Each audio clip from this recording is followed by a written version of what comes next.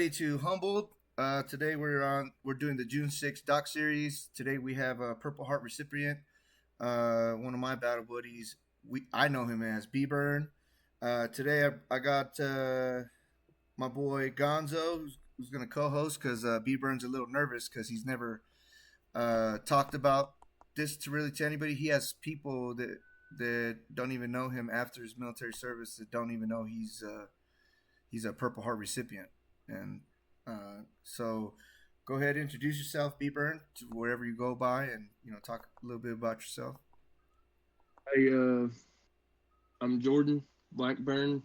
All my battle buddies call me B Burn. Everybody just really calls me Jordan where I'm from. I'm a father. Since I got out, got three beautiful sons.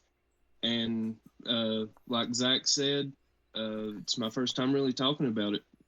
So I'm doing this to kind of help raise awareness to let not only other combat vets know, but especially our battle buddies that may have not opened up to anybody about it, that it's okay to talk about it and it could help. Right on. I appreciate you coming on the show, bro. So, I know you don't remember too much about June 6th. Uh, so we'll get into that a little bit later. But how you been, man? We ain't seen you in a hot minute, man. Man, I've been laying low, dealing with some health issues, stuff like that. We're kind of on top of it right now, but all in all, I'm blessed. Uh, I've adopted a saying. It's really simple, but it's held true to most of my life. Uh, it could always be a little better, but it could always be a lot worse. I like that. All right, B Burn. So let's talk about a little bit about your service. What, how did you feel when you was getting ready to go to Iraq, man? What was going through your head when you was getting ready to go? Holy cow, man! Well, I signed my contract at 17, so I turned 18 in August of 2009. November of 2009, I was shipped off to Fort Knox for basic training, the School of Hard Knocks. It definitely gets its name the right way. But once I had got to my duty station and everything, honestly, I was a scared kid. I'd watched war movies and stuff like that and always thought it was cool, obviously, because I joined the military. But when it came right down to the nitty gritty of it, as I like to say, when they said pretty much, hey man, grab your rifle, you're going to Iraq, it felt like my eyes kind of got widened. You know what I mean? It was like, oh shit, like I'm about to go to war. I'm going to an active combat zone. You know what I mean? So I was very, very nervous, very anxious. And this was I your never first saw that appointment? in you. I never saw that in you. You seemed like a pretty confident soldier when you was over there, though. Bro, when we first landed boots on ground and we got in loyalty, I don't know how many people really know this. I was so scared that I would hold my piss. I don't mean to sound nasty. I would hold my piss through the night because Wow. I was scared to walk outside and go to the bathroom. And it took probably a solid month for me to like shake that fear and anxiety and be like, you know what, if it's going to happen, it don't matter what time of the day it's going to happen. To where I could actually be comfortable enough to just go use the bathroom. And what scared you about being at loyalty? That Uh, that you were like that, your first month there. I get it. You're a 17, 18-year-old kid. I think you were one of the youngest kids between you and Smith, right? I think you guys were the youngest kids in the battalion. I think so. Yeah, Yeah. because I believe I turned 19 over there. Uh, but man, it was kind of one of those things where we walked around and I seen uh, that big building, right there where all the officers lived and stuff like that that had got hit with that bunker buster. J-Dam building. Oh, Yeah, the building 5. yeah, I seen it and the T-walls and the sandbags, and I was like, bro, this ain't keeping nobody out. Like, I'm from the country, like, those short little T-walls, bro, like, I know boys that could run and jump over them. Like, Hey man, not the tall. not everybody's as tall as you, B-Burn. Chill out, bro. Hold on, man. They were fucking tall T-walls, all right? You're just fucking 10 foot tall, dude. No, I'm not talking about the. What was they like? You talking 20 about the foot. Hesper barriers? Yeah, I know. Yeah, I'm just fucking with you. I was like, man, that ain't keeping nobody out. So it was really that first day, landing and walking around and seeing everything. Even though, like you guys talked about in your episode, everybody as we was coming in that was going out was like, oh man, it's gravy. There was this little bit inside of me that was like, no, it ain't. No, it ain't. And I don't know. It took me a whole long time to come down off that high alert status and actually get comfortable in a sense. Yeah, you were a young ass kid though, man. Like I was telling Gonzo, you know, I feel like they played you and did you a little dirty on your way out the door, dude. Um, because we all came back, dude, and a lot of us didn't know we had PTSD and we're doing stupid stuff because I know a lot of guys got popped for smoking tree, dude, trying to calm down, but because we going to go talk to uh therapists and they're giving us this medicine and the medicine's not doing anything. I went that route. I went the medicine route. I'd let them do all their stuff that they wanted me to do. I took the pills, dude, and on all that shit, but all it did was make me worse, bro. And I was just Mm-hmm. talking about, you know, you were like you said, you enlisted when you were 17, bro. Like you were Yeah. burly, your Big mind was decision, burly. man. You know what I mean? Like I want you to tell the story because it tells your innocence because you have a higher up talking to you and you're in an awkward situation, but you don't think awkward situation. You just think, you know what I mean? Oh, that's my higher up, parade rest. You know what I'm saying? In an awkward situation. So later on, I want you to tell that fucking story because it tells your fucking innocence, bro. Because Yeah, it does. Yeah. you were a young ass kid, didn't know what was going on. You seen some traumatic shit. You were a casualty. You got blown the fuck up, and then they're giving you this option like, hey, or get the fuck out. We're gonna kick you out. You know what I mean? It's just, you Mm-hmm. know, you don't have to elaborate on that shit if you don't want to. We could just, I was talking about to Gonzo that yeah, you might have been a little fuck up here or I there. think it does. You I didn't. think it does give a lot of good context. That's what Zach is trying to say. Like if you were to tell those stories, like it gives good context of who you were. Yeah, absolutely. Because man, I grew up in this little small town my entire life. Uh, for the longest time until I got to the army, Knoxville, Tennessee was the biggest city I had ever seen, and it was the farthest I had ever been away from home. Like, and Well, I've country still boy. never, I've still never traveled to anywhere like New York or Vegas or Cali or anywhere like that. I've seen a couple bigger cities like New Orleans and stuff like that through being a truck driver after I got out, but I was very sheltered, if you will, Yeah, from the rest. you could tell by the way you came in, bro. Yeah, You came in with the innocence and the young, like you did what you were told, but you were still you're like you remind me of my son right now, dude. He tries his best, but he doesn't know no better. You know what I mean? yep, And then you're confused because you got this guy saying one thing, this guy telling you another thing, and then this. You know what I mean? You're like, fuck. Well, what am I supposed to do?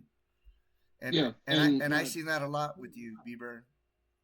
yeah, yeah. It felt a lot like I was getting pulled like in multiple different directions because my section chief would tell me to do something, and in the midst of doing it, another NCO would come tell me, what the fuck are you doing, private?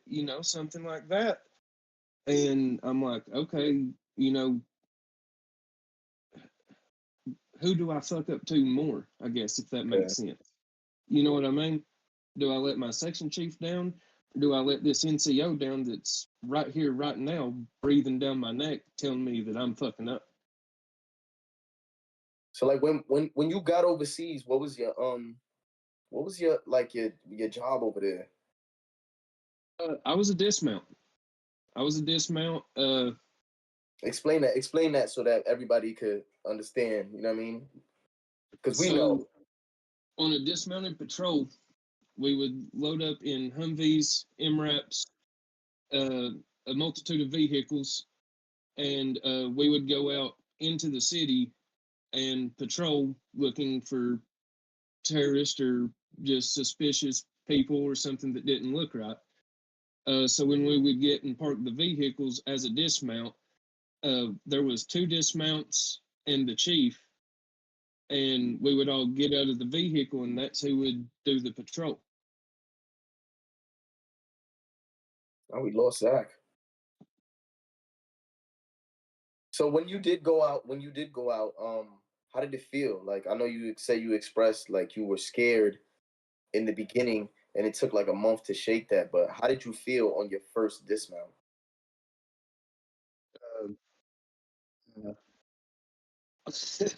Honestly, and not to sound messed up, like I contemplated quitting because like the anxiety.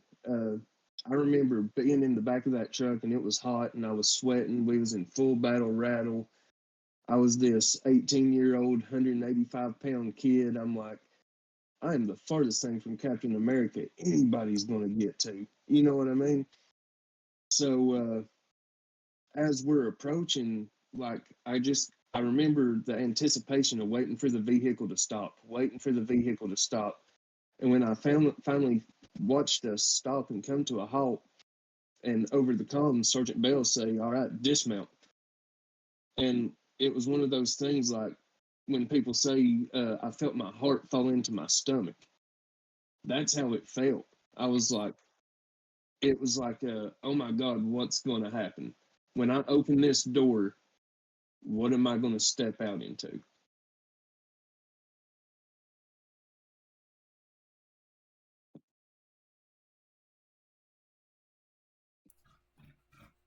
Damn, my bad, dude. Oh, you're Okay, good. good. So how often did we go on patrols, or did you go on patrol? Uh, I remember at least 2 to 3 times a week. That we would go out and patrol somewhere. I remember maybe a couple of night patrols. Okay, spoke about that in mine also with Zach. I do remember those patrols too. Were you with them on that patrol when they got hit with the IED? Um, I don't remember. Are you talking about the one where Sergeant Bell got hit. The night no, raid. no. I wasn't part of Bell's platoon at that point yet. I came in, and when I got to Riley in 1-7, I was under Sergeant Mojica. Mojica, I remember him too. He Sergeant didn't. God, He bro, didn't he Mojica. deploy hated with me. us, did he? I don't. He did for a little while. Oh, he left early, huh? No, something had happened. He got knocked down to E4 while we was over there. Oh, there's some tea I ain't know about. I don't remember exactly what happened, but he had lost his Chev while we was over there. He had went back down to specialist.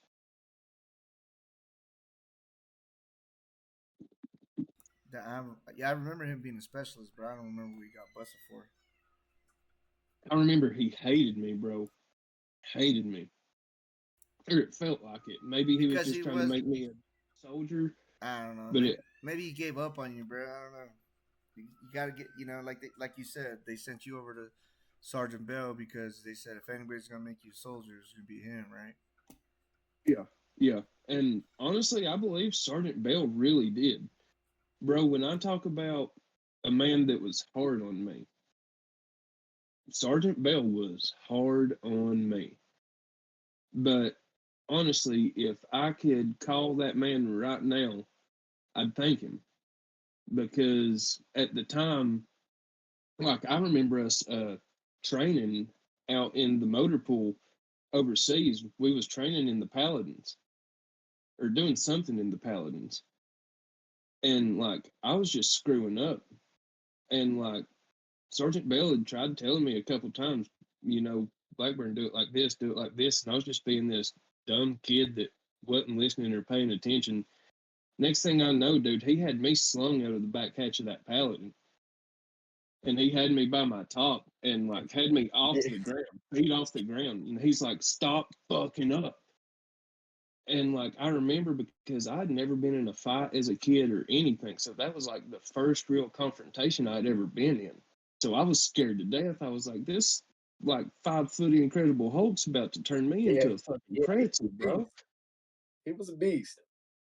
But I earned a lot of respect for him because after all of that, you know, he done that, and then he smoked the shit out of me for the rest of the time we was training in Paladins that day.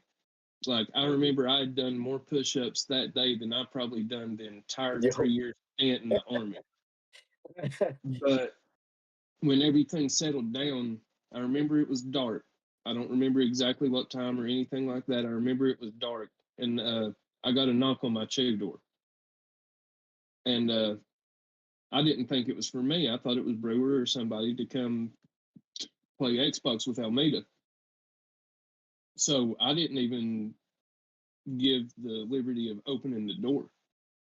And Almeida opened the door, and he just turns and looks at me, and he said, "B Burn, it's for you." And I raise up out of bed, and it's Sergeant Bell standing there. And I'm like, "Oh fuck, he's back for round two." Like I was scared to death. I was like, "This fool's fixing to get me. He's fixing to drag me up to the volleyball pit and give me that work, bro." But no, I jumped up, went to parade rest, and I was like, "What is it, Chief?" And he told me, he was like, "Man, relax. I came here to apologize." And he apologized for slinging me out of the back of the Paladin and stuff like that. And I gained a lot of respect for him that day. And afterwards, I remember I'd always try a little harder because he told me that night, he said, "Blackburn, you have the potential to be a great soldier." He said, "You just got to find where it's at and apply it." And that was the first time being in the military that somebody said something other than, you know, "You're fucking up, private, get out of the way." And I remember after that, I went from a fuzz patch E1 to an E3 overseas.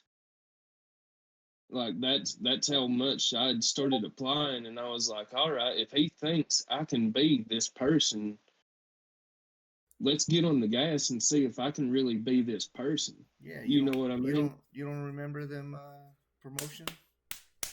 Yeah, yeah, I do. Everybody remember those promotions.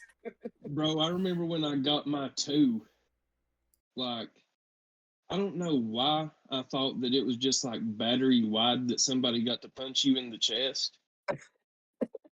But no, bro, no. That's across the brigade, huh? Yeah, absolutely. I'm out here at the smoke pit, and like a lot of people knew me, and they'd walk by and they'd be like, "Hey, B Burn," and then they'd notice my little fucking chevron on my chest. "Oh, where'd you get that?" And I'd be like Shit. covering up. I ain't got nothing. I ain't got nothing. What you talking about? No, private, stand up. Dude, I probably took 50 to the sternum right there trying to smoke a cigarette that day, bro. But like, Oh, I honestly, remember. Oh man, but savage. but as proud as I was over it, because up until that point, I felt like, man, the way I'm going to be an E1 private my entire career. Like I thought I was going to be one of those career E3s like everybody talked about. You know what I mean? I was like, that's the best I got, and if that's what it takes, so be it. So when I got that rank, and people was hitting me in the chest and stuff like that, in a way, after a while, my chest got sore, and I was like, oh, another one. But like, I was so proud of it. In a way, I would have took 50 more, bro. You know what I mean? Just yeah, look at that little E2 patch on my chest. You know what I mean? I earned that. You know, and then when I got E3, it was all the same. Like that. That's what I loved about the Army. That like when I got rank, it was almost like getting a new car. You know what I mean?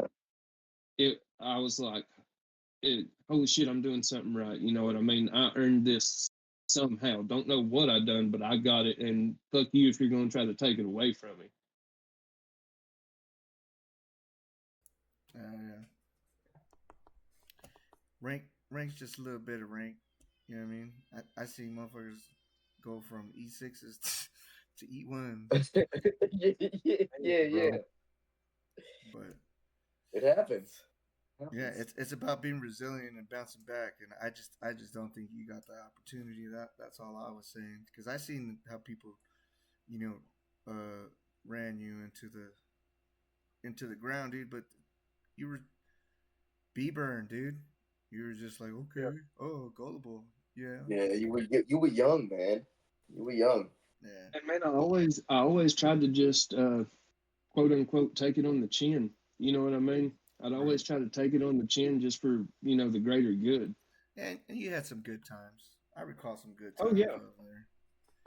oh yeah, absolutely. Like that's what I was telling Gonzo. Like I don't know if there's something inside me that just like bottled up and repressed all the bad times. But like when I think of Iraq, I think of playing volleyball and being one of the taller people. So I'd be up there on the net with Holmes and Mulder and guys like that, and just Whatever. jumping as high as The B we squad. could. Just jumping as high as we could, trying to Listen, spike we that were thing, behind. Me bro. and Zach were behind you, serving them up to you. Yeah, yeah, absolutely. It's all a team effort, bro. It's all a team effort. You got to be set up for the right shot. Yeah, I remember a lot of good times too. A lot of it is there was so much moving around. Like, I had went through roommates. You know what I mean? Like the rotation of roommates. Who was your roommate? He's Almeida. Almeida. Yep. Uh, love Almeida, dude. That's who we need to Almeida. get What do on you here one know? day. He was like my best friend in the army. Like Who was there was a kid that was he was the throwing knives kid. Yeah, he worked with Davis.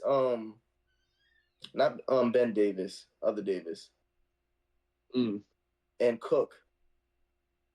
Who? damn, I don't Villapando? remember. Vill- No, but that's Es- another one. He Villapando, that's Yeah. another one. Villapando, It wasn't Villapando. Estrada, Cook, No. Nikias. Nikias. Yeah. God, I Nikias. didn't. I remember him, but like it took saying the name. You know what I mean? Yeah. That's what I hate the most is like it's almost like an ashamed feeling to not remember You, all the you should guys that. you shouldn't feel ashamed, man. That's what trauma does. There's things that I don't remember. Bro, And that's why I feel bad I like think hearing you guys talk about, like, you reminded me about a lot of shit, and then there's like names that you dropped that I was like, man. And then after you dropped the name, now I could put a face to the name, but I Yeah, I can't I can't remember. Like you said, Sergeant Lawton. We were talking about him in our podcast, but we couldn't and we remember his couldn't name. remember his name. Right. He's the one that we taped to the litter, fool, and left him in front of Lawton, first you take Lawton to a litter, bro. to the litter in front, and we left him at First on only. First Arnold next door. Yeah, I remember the birthday beatdowns, bro. Yeah. The birthday beatdowns were the best. Mm-hmm. They were the best. And you couldn't run. You couldn't run from them. Unless it was your fucking birthday. man, You fuck you guys. remember who we couldn't Paulus. Remember Paulus? Mm-hmm. Mm-hmm. Remember Paulus wouldn't let us wrap him up. He lost his No. mind. I didn't give a fuck. It was some childhood trauma there. Something happened to Paulus, but I remember when we tried to wrap him up for his birthday, he was ready to kill us. Yeah. He was ready Yeah. to kill somebody. I thought that dude was gonna snap, bro. Nah, you guys remember what you fuckers did to me? Mm-mm. I don't actually. I really don't. Bruh, it popped up on my feed not so long ago. You motherfuckers hogtied me. You're recording, Gonzo, and Van Valkenburg fucking bit. Oh, I bit Van Valkenburg is what it was. And I was, it tastes like cheeseburgers. Wait, And then you I think I motherfuckers remember that. dragged me down the hallway because my birthday's in August. So it was after we were already living in building 6 35. or 5 or whatever it was. But yeah, that shit I popped up. remember that because I came back home from R&R and everybody had moved because I had got off the bird and I was like, all right, So where you is went on everybody? you went on R&R after June 6th? Yeah, shortly after, very shortly after. I think it was like the next week. Do you remember any of that? Do you remember being home on R&R? Lightly. I remember because it was around the 4th of July. So I guess it was a couple weeks because Yeah. I remember the fireworks scaring me to death, bro. Like, Yeah, that's tough. So what do you remember? Do you remember the night before June 6th? We're at like the halfway mark, so we're gonna kind of like dive in. I was, buttering you up uh, for all I this. don't remember. I don't remember the night before, but I remember the morning, like the hours leading up, because I remember I just got off Tower Guard. So I got off Tower Guard, ran to the chew real quick, grabbed my shower bag and a change of clothes, and hopped in the shower real quick. Came back out, and I remember playing on my laptop for a little while, maybe 30, 45 minutes. And right before I had closed it up and went to lay down and go to sleep is when everything happened. Man, do you recall what happened, or you remember shutting your eyes and then what? Uh, I remember laying there, and I remember Almeida had some kind of duty coming up. I don't remember what he was on, but he had some kind of duty coming up. And I was trying to be a good battle and wake him up, you know. And as he was waking up, getting ready, I heard, something fly over top, you know. And we kind of looked at each other like, the fuck was that? You know, I kind of told him I played it off nonchalant because, like you guys said, we took mortars. It felt like almost every day, a couple times a day. So I really played it off as no big deal. It's just another couple mortars. And then I heard the explosion and gravel raining down on the roof of our chew. I remember it because Almeida asked what that was. And I was like, bro, that sounded like hail, but I know we ain't getting no hell over here in fucking Baghdad, Iraq. You know what I mean? And That's a fact. then I heard the next one fly over, and I believe that was about the time the siren came, but I don't remember. Because I remember SOP at the time, if you was in your chew, was to lay down on the floor with your IOTV over you and your ACH on. And I remember right before, probably just minutes before the rocket came where it did, the one that actually hit us. I remember Almeida asking me, he was like, "Man, do you think we're going to be okay? They sound kind of close."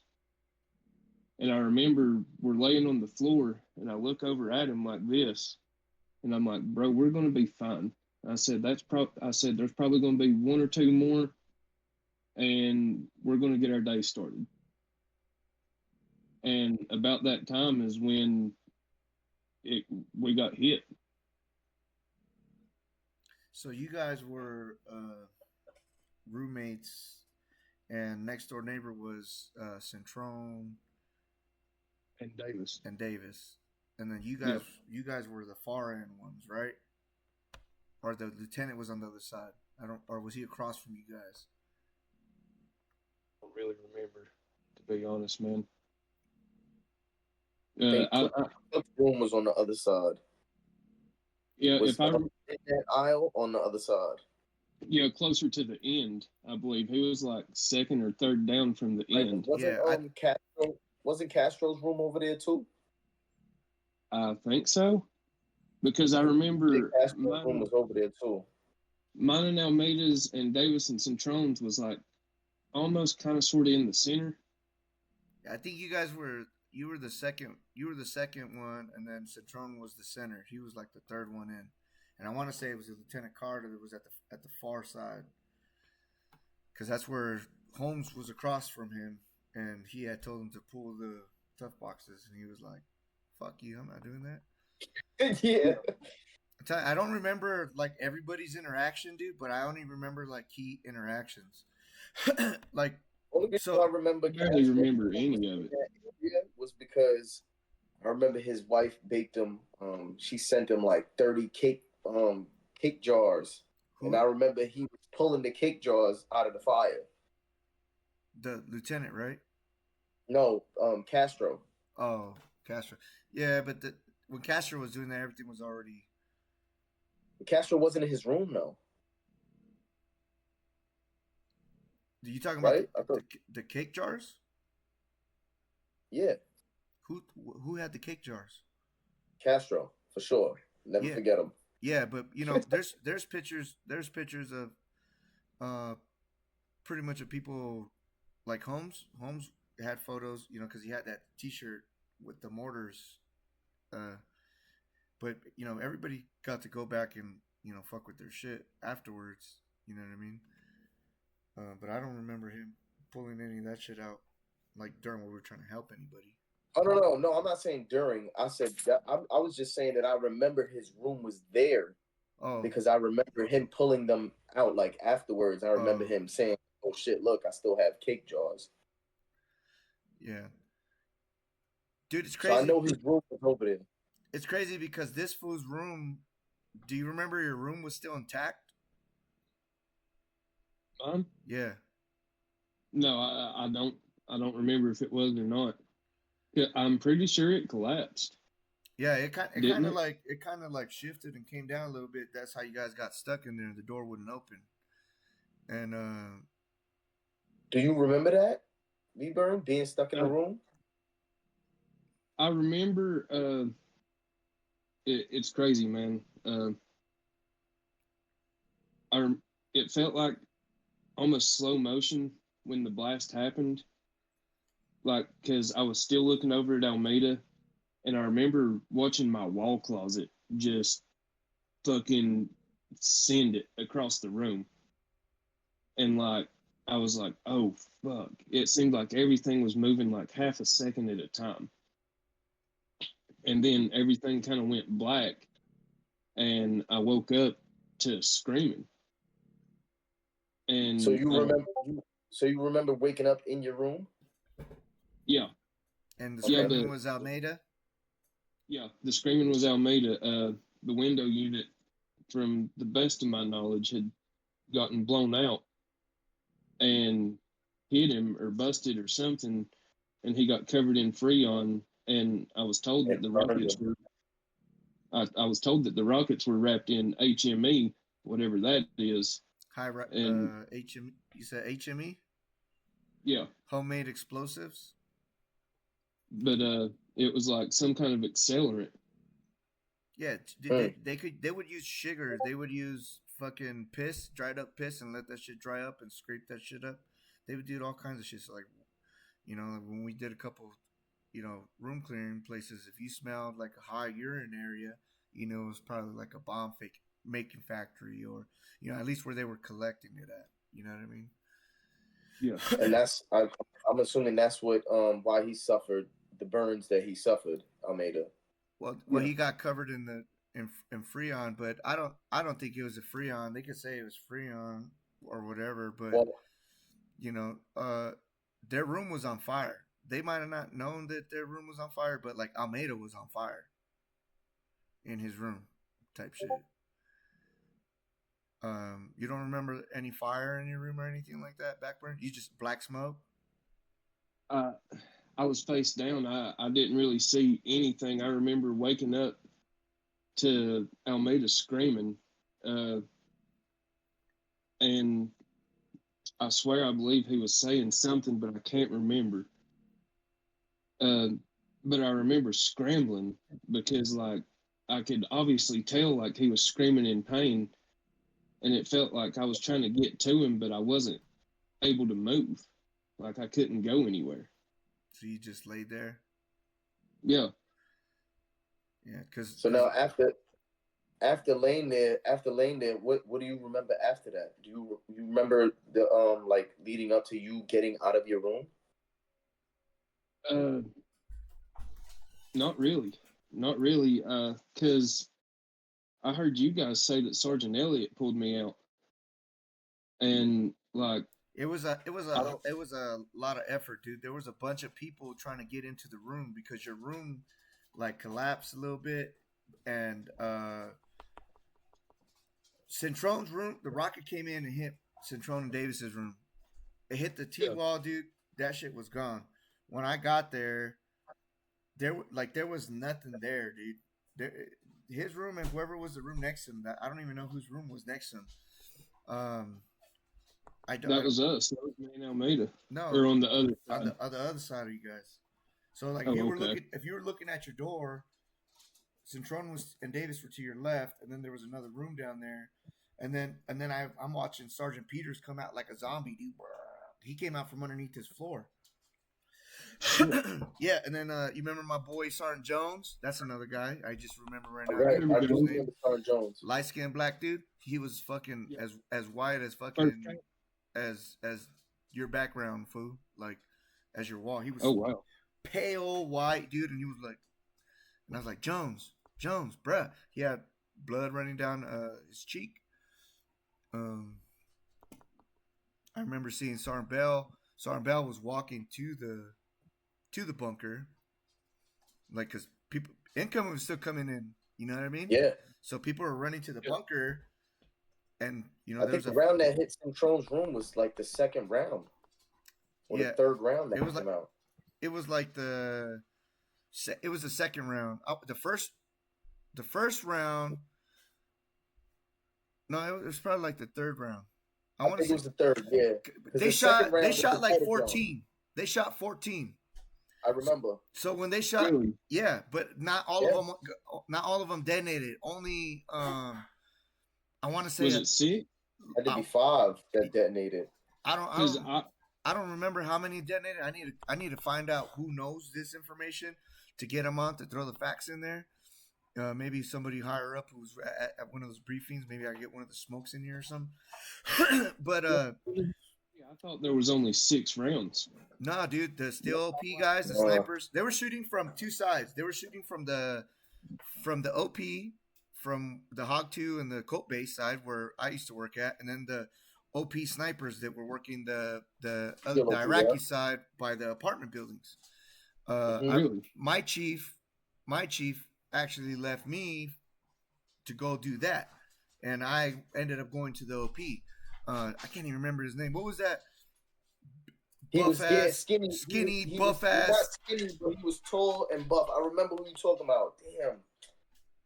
He was my chief. I can't even remember him, dude. Like that's how fucked up. Yeah, like, damn, that's crazy. He was. I know who you're talking about because he was my chief when we went to VBC because I was in the same platoon with you, Zach. You were with me. You came to my platoon, Floyd. Yeah. So we were the fuck ups. We were actually the minorities, to be honest. They put all the minorities over there. Hey, welcome to the fuck ups, B-Burn. I remember that. I got a picture with Lieutenant Trujillo. We fucking threw water and gator. So, one of the dickheads pissed in the water because they hated his ass.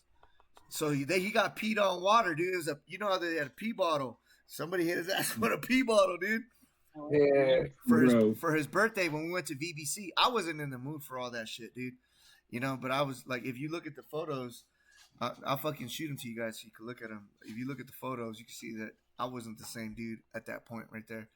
But so you remember how you heard them fucking whistling over? Yeah. The first one they hit over by Maichu, but it was a dud. It didn't go off. Really? Yes, because that one it hit and landed in the trash can right next to the bunker. Okay, so that's Cobra. That was in front of you didn't Cobra's one land in a Cobra. trash can. Yeah, Kova was next to my room. Yeah. Yep. So that one landed over there, and we didn't even know about it. But I know that it landed somewhere over there because I heard it. And when it hit, I fucking hit the top of the chew. It didn't go off. There was no boom. It was like usually it was like boom boom, but it was just a boom, and then the force of it just, and I hit the top of the chew, fool. I was like, oh fuck, and I was just trying to take a nap because I just took a shower, getting ready to. I had to go to OP, but since the Tron didn't have OP, I was like, all right, I'm gonna take a little nap because that motherfucker always had me doing extra shit. But then the second round was actually Centron's room. No, it was the nah, it wasn't the Porta-John. The Porta-John was after Centron's room because actually no, that's not how I remember it. I might be wrong, but that's not how I remember it because I was already in the bunker when Centron's room got hit. And I remember the second round that came down, I saw the Porta-John explode. And when I was in the bunker, that's when Centron's room got hit because I could feel the ground. I could remember that. I could feel the ground shake, and I knew that the round that hit was super close. You said that, Gonzo. I remember feeling the ground shake from that second round. Because that's when it really sunk in that, oh shit, these ain't no little bitty ass mortars. Like we had felt mortars hit the ground all year long. I don't know what you guys count as the second round and what you guys seen. You know what I mean? Because what I felt, what made me take the fuck off was the brown that hit the bunker. They killed the guys, the medics. When that one hit, I felt that one. I felt that one, and I took the fuck off, and that's how I ended up on the other side. And then I remember Centron's room getting hit, and then I remember the Porta-John because I seen Centron's room and I was like, fuck. And I started running that way because my ass was going to run towards building 6. You know what I mean? And I told somebody who was in the bunker, hey, it's time to go. Because I seen Centron's T-wall just get wrong. And I took the fuck off and I made that cut, made that left. And then the next thing you know, I see the fucking Porter shitter get hit. Boom. And I got hit by a piece of the Porta-John. And I hit that T-wall. I got this little fancy mark on my back. I blended. Oh, we looking at your back screen. Okay. Yeah. You can't see it. But I got a little indentation from like the metal of the T-wall. You know, that shit it heated up, burnt me a little bit. But I didn't, you know what I mean? I think I might have like smacked my head and shit a little bit, but I just got up for and I took the fuck off. Like that's how I remember the order of that shit. You're right though, because I do remember it had to be.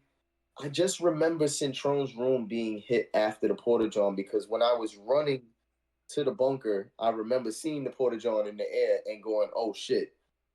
But there was two Porta-Johns, two sets of Porta-Johns. There was the ones right by the smoke pit, and then the further ones.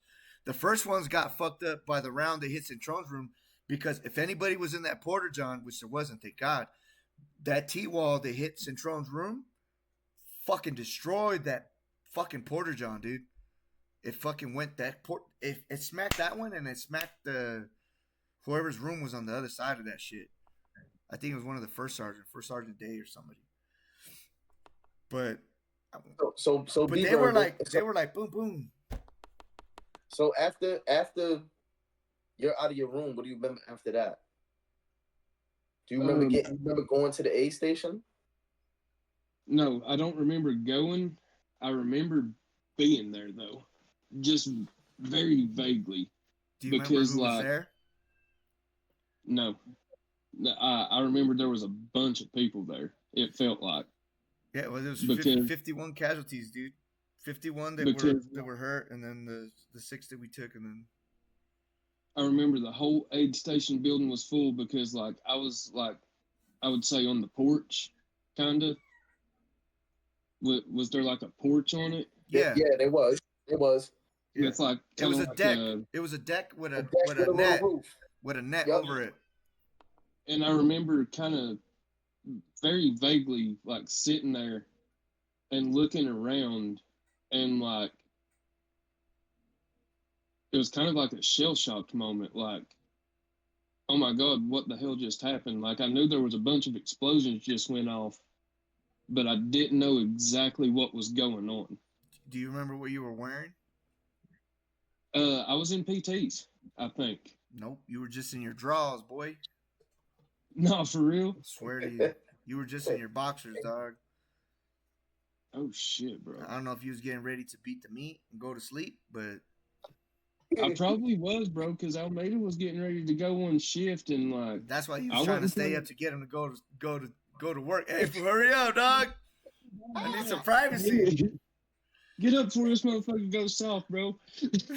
Listen, let me tell you something. Peterson used to hate when he used to come back from chow and that door be locked. He'd be like, God damn it.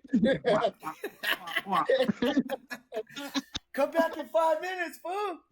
Yeah, word. You knew I was on the phone jonesing with somebody. Right. Nah, dude. So you left the.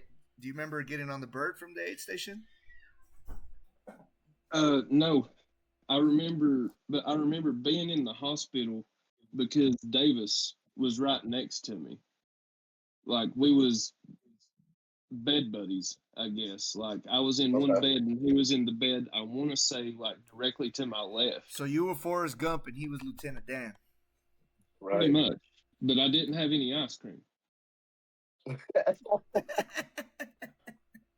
I'm telling you, No, you remind me of Forrest Gump. It's wild because they had the curtain pulled, like the divider curtain. And I remember waking up and hearing somebody talk. And I probably laid there in like dead silence for like 30 minutes, just trying to recognize this voice. And he finally said something, and I was like, Davis? Yeah, who's that?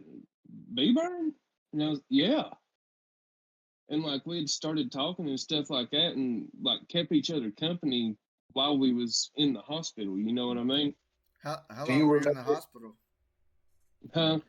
How many days were you in the hospital for? Do you remember? 2 or 3, I believe. Okay. Do you remember trying to talk to Davis and saying, hey, what the fuck happened?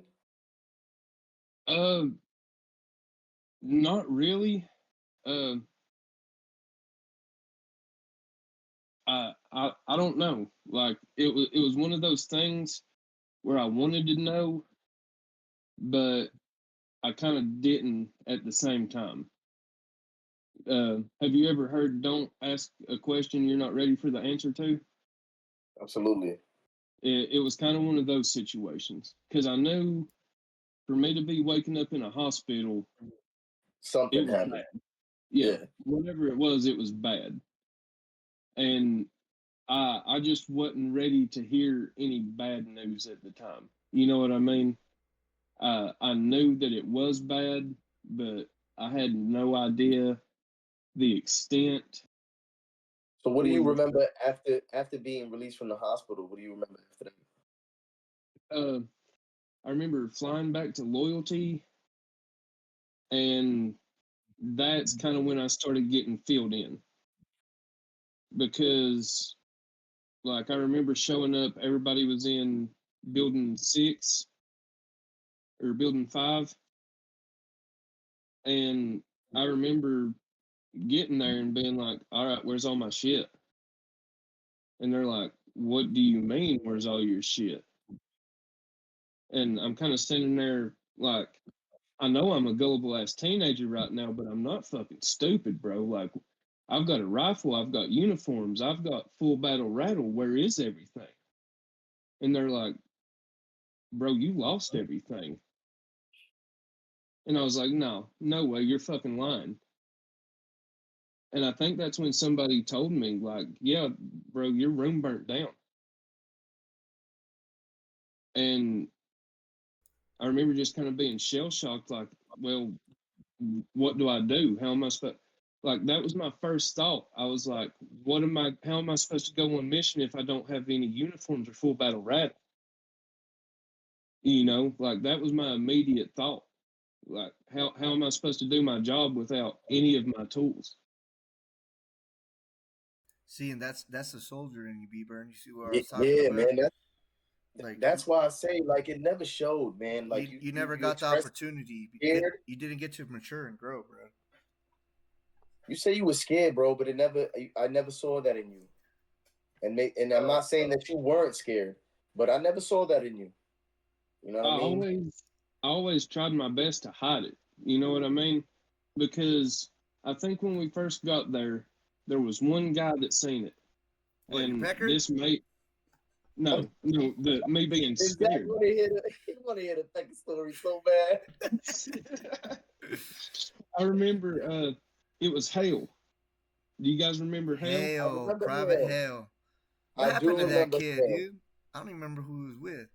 He was from upstate New York. Now Was that he? I think about it. Was he in? He ended up making sergeant or something. Oh, you're talking about Sar Hell? Nah, I was talking about a private Hell. There was another Hell that came through. He's talking about Wait, E5. who was Sergeant Hale? Little. I think He yeah, he's was, a Spanish No, guy. that you talking about the same Hale.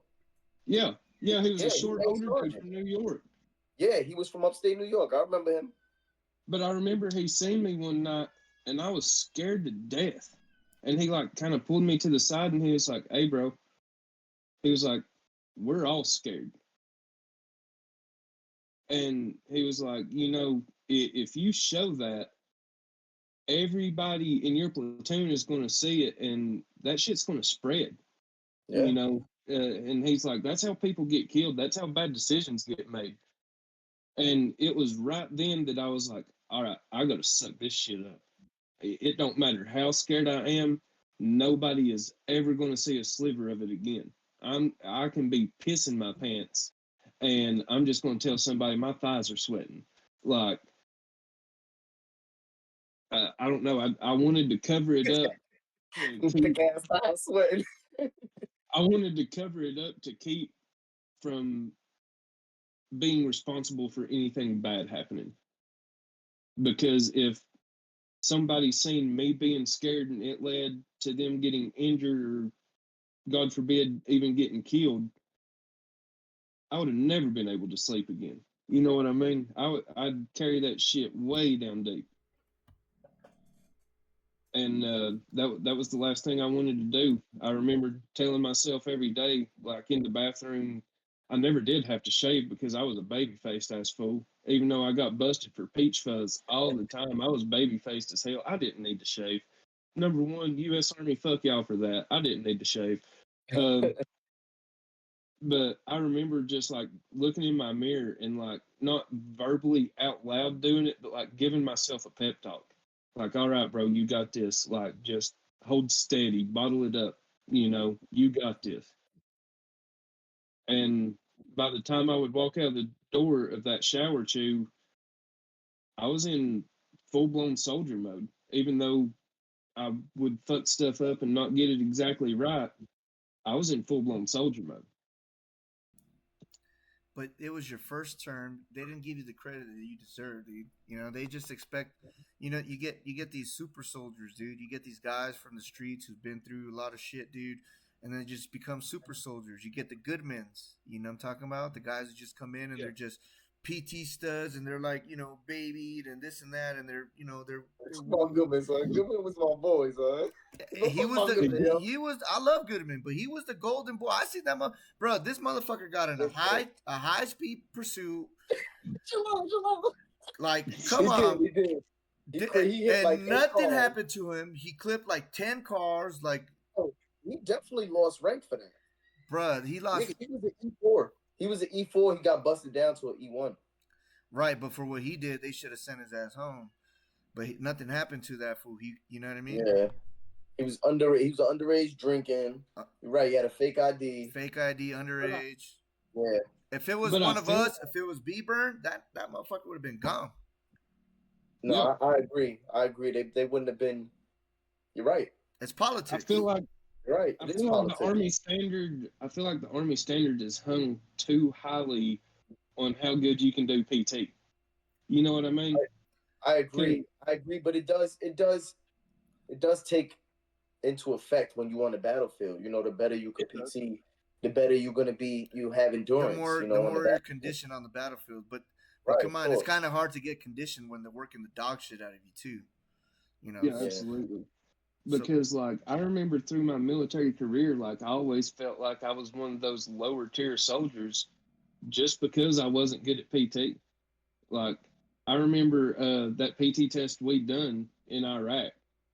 That was the only PT test I had passed my entire time in the army, and I was so proud of that because like I finally felt like, all right, I'm going to be a half decent soldier. I passed a PT test. You know what I mean? Yeah, that's crazy that there's that much pressure, or just off of the PT test. You know. oh, dude, I have a soldier who offed his old lady and himself, bro. When you guys Wow. left, yeah, when you guys left, he was part of my section. Well, he's a section behind me, but the day him and my soldier were neighbors. They lived right in front of each other. So my soldier and his soldier, and one of the other NCO soldiers didn't come to work, and they sent me to go check him out. So I went to go check him out, and old boy was in his pad food. Just it looked like his old lady had macaroni, mashed potatoes, a whole feast on the table. But Wow. but his chief was, I even went to go help that fool.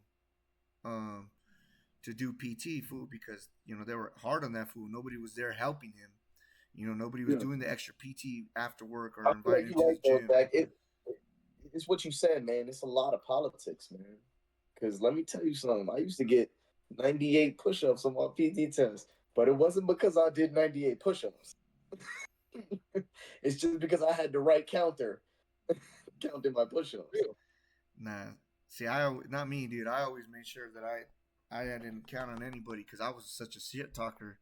I had to be good at push-ups. Good at. That's why when my back was fucked up from my first deployment, dude, I made sure I had a profile for that. I can't do sit-ups, dude. That shit hurts. Like, once I get to a Yeah. certain point, dude, I'm not coming back down. You're crazy. It's a sharp pain that goes in, like, I can't, there's nothing I can do. I remember being so thankful for Josias because he's the one who taught me how to run, bro. Like I remember trying to run all the time, and I was always just so slow. And he came up to me one day and he asked me, he said, B-Burn, why are you so slow? And at first I thought it was just like normal trash talk. So I was like, hey, fuck you, man. And he's like, no, bro, like you're tall as shit. Like, why are you so slow?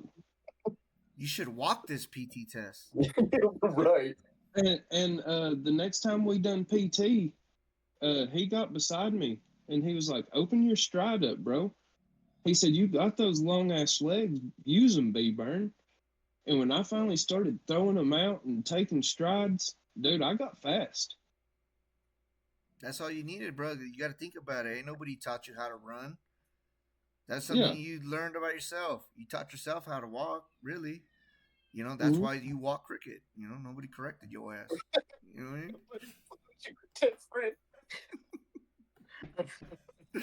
I love you, fool. You're going to get the dick story here in a minute. You're going to Yeah, get the dick. exactly. That was a segue right there. Right there. All right. Give the people your how much of a soldier you are, bro. You are a soldier 24/7. I want them to know this story. Go ahead, tell. You know what story? No, I really don't. Listen.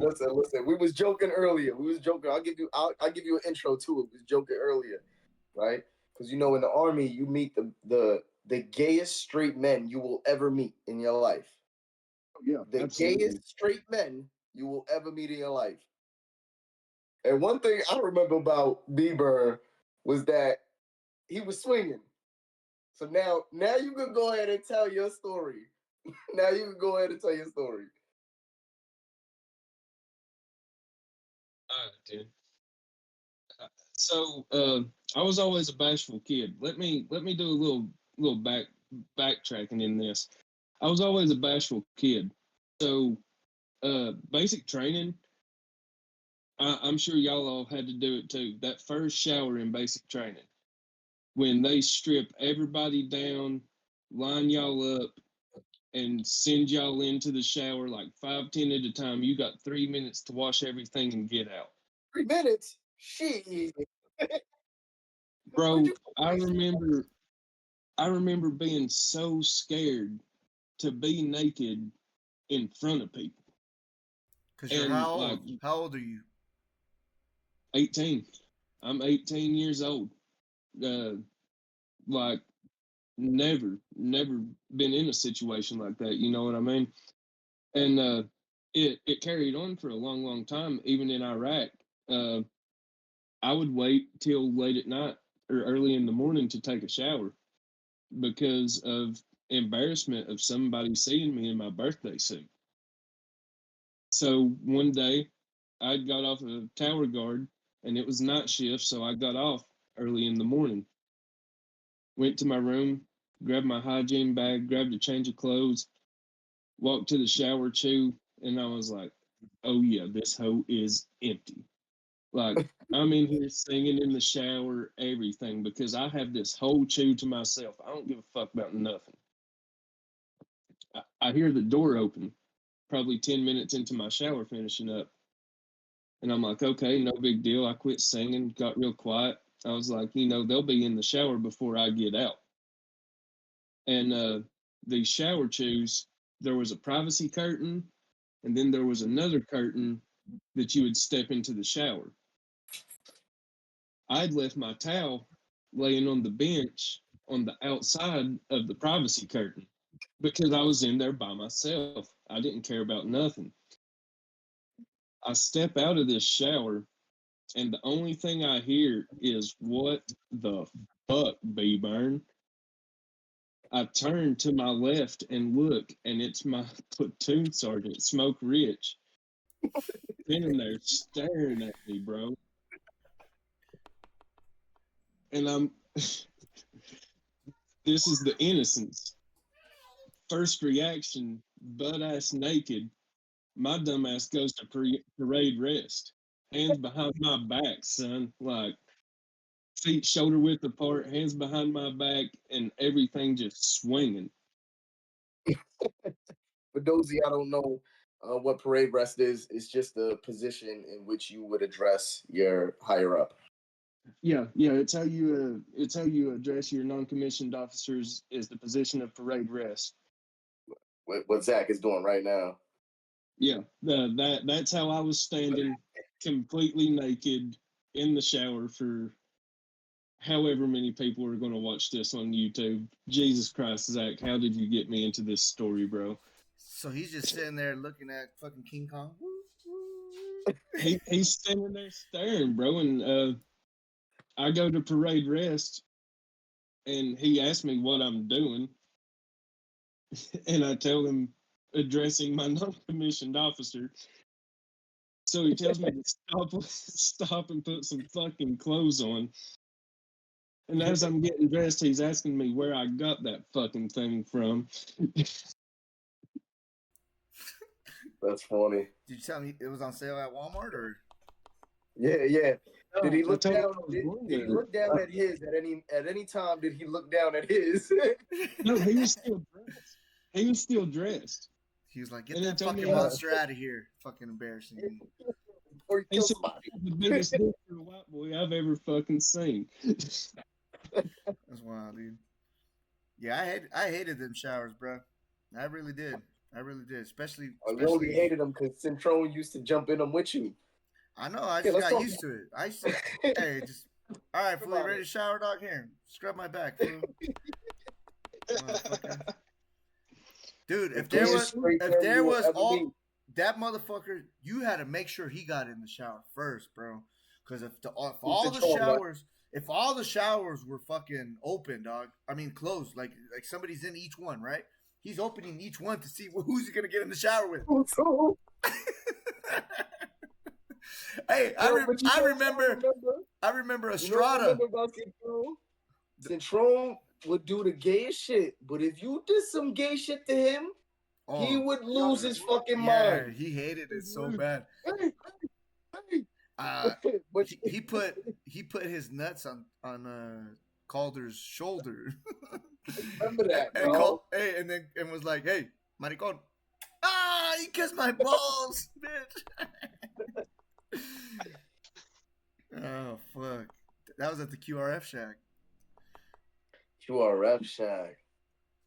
I don't think we ever did QRF. Did we? We never did QRF first platoon. That was a second platoon kind of thing. Yeah, we only got to do it sometimes when we got in trouble or We were- fucked up as a platoon. We were the guys out there that Yeah. they was waiting to do QRF for. Yeah, I know. But it sucked even having to come do patrol and then you got to go to QRF. That happened to us a few times. But we didn't have a lot of people there, dude.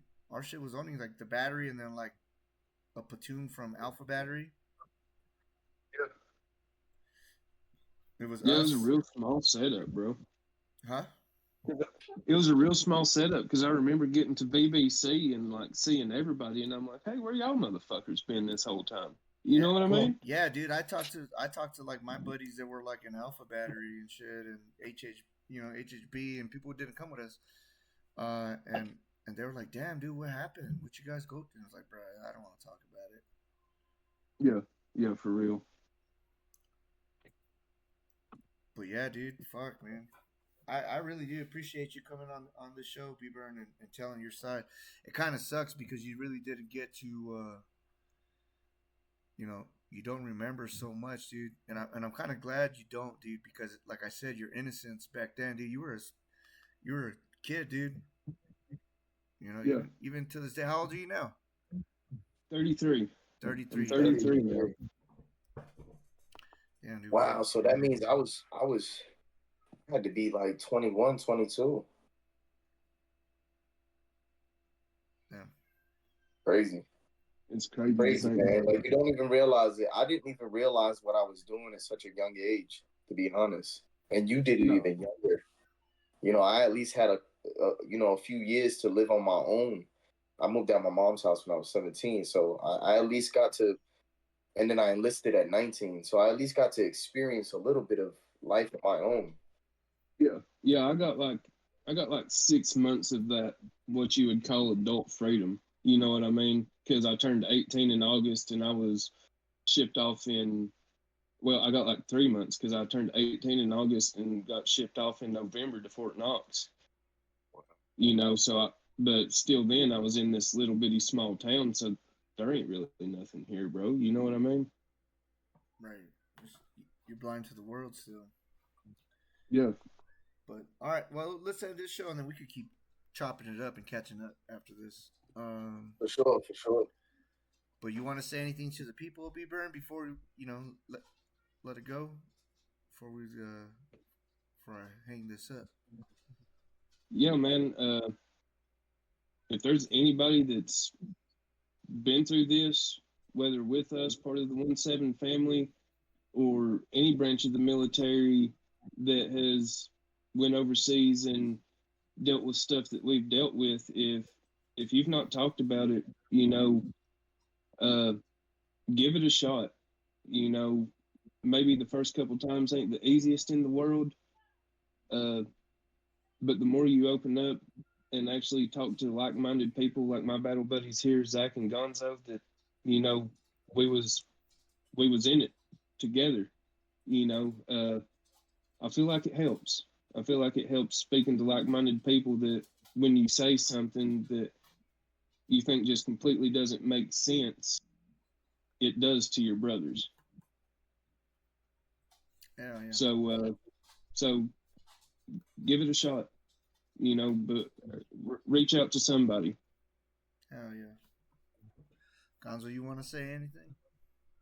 Oh, man, just to elaborate what he's saying, I think there's a lot of power in your story, and I'm glad I got to see your perspective, man, and how you saw things and how you experienced them. Yeah, man, I would say just reach out and tell your side.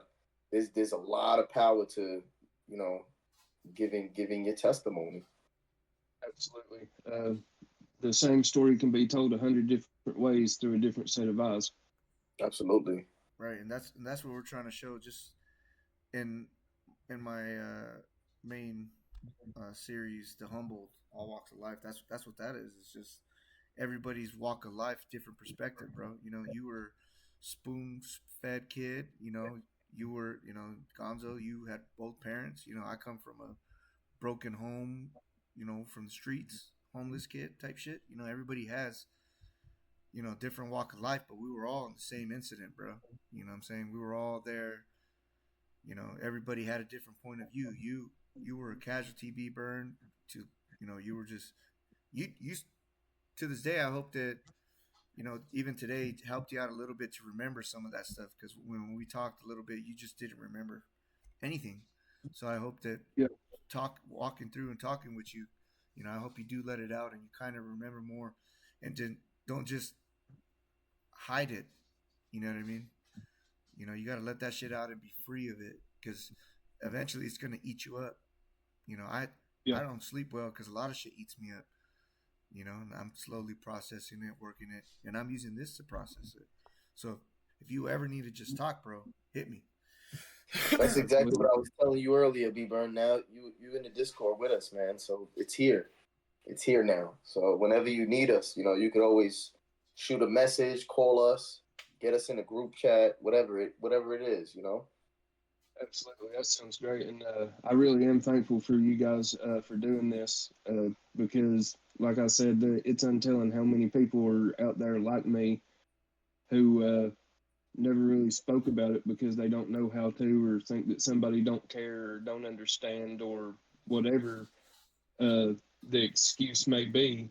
And I do say it as an excuse because it's avoiding trauma, you know.